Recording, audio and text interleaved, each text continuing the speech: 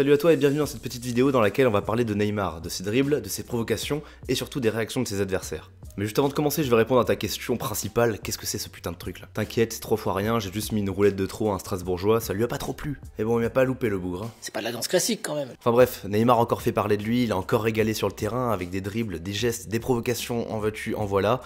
Mais putain, qu'est-ce que c'est jouissif de regarder ça. Que ce soit l'équipe adverse, que ce soit un joueur que tu détestes, tu vas toujours kiffer voir ce genre de geste, franchement. Personnellement, il y a deux choses qui m'ont choqué. La première, c'est la réaction de Thierry Laurey. Je suis vraiment pas fan du personnage, mais surtout dans sa manière de parler. Parce qu'en soi, son message, je peux le comprendre. Pour avoir joué en club pendant de nombreuses années, c'est jamais très plaisant de se faire humilier. On a envie de réagir, de mettre un coup d'épaule minimum. Mais là, le problème, c'est dans la communication, c'est dans la façon dont parle Thierry Laurey. Il nous dit, ouais, bah il provoque, bah il a que ce qu'il mérite. C'est normal qu'il prenne des coups, c'est normal qu'il soit blessé, c'est le résultat de ses provocations. Faut savoir que faut assumer quoi en fait, voilà. Et le fait d'assumer quelquefois, c'est de se prendre quelques coups. Là, on a l'impression que sous prétexte que ça soit une réaction humaine, et bah c'est devenu la norme, c'est devenu normal de réagir comme ça. Sauf que jusqu'à preuve du contraire, Neymar il respecte totalement le règlement en faisant ce qu'il fait, et en fait si tu réagis en chaîne, bah, tu dois être sanctionné au minimum. Comment le mec peut s'en sortir sans le moindre carton jaune? Le rôle de l'arbitre, c'est de protéger les joueurs, et en ce moment, il ne le fait pas du tout.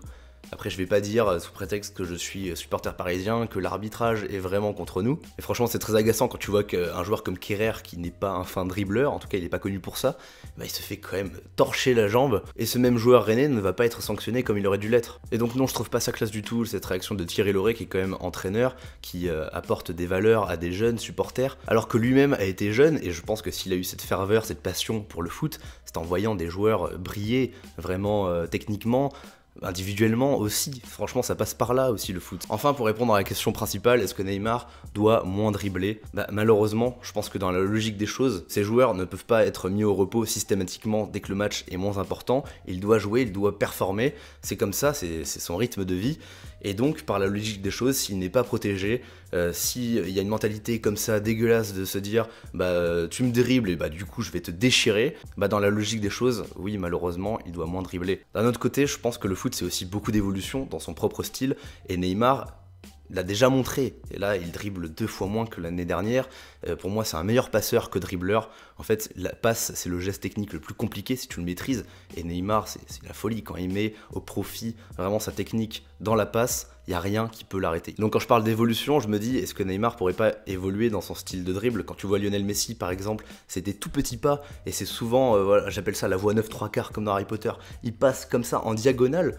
Mais il est inarrêtable Lionel Messi, après il en prend des coups, il en prend des coups francs. Donc ma réponse c'est peut-être dribbler moins, adapter son jeu, et peut-être tendre vers une évolution, dribbler autrement plutôt. C'est vrai que quand il fait le showman c'est toujours plaisant, mais c'est pas indispensable, et s'il veut vraiment être un grand athlète performant sur la durée, il faut vraiment qu'il se conserve. Si t'as envie de performer, de rester sur les terrains, malheureusement il va falloir évoluer dans ce style de dribble. Voilà, c'est tout pour moi, j'espère que ma petite analyse des faits vous aura plu. Dites-moi ce que vous en pensez dans les commentaires, je réponds à tous les commentaires tant qu'ils sont un petit peu construits. Voilà, je pense qu'on est bon, j'ai plus qu'à aller soigner ma lèvre pour être un petit peu plus présentable pour les prochaines vidéos. D'ici là, abonnez-vous, on se retrouve très bientôt, et ciao tout le monde.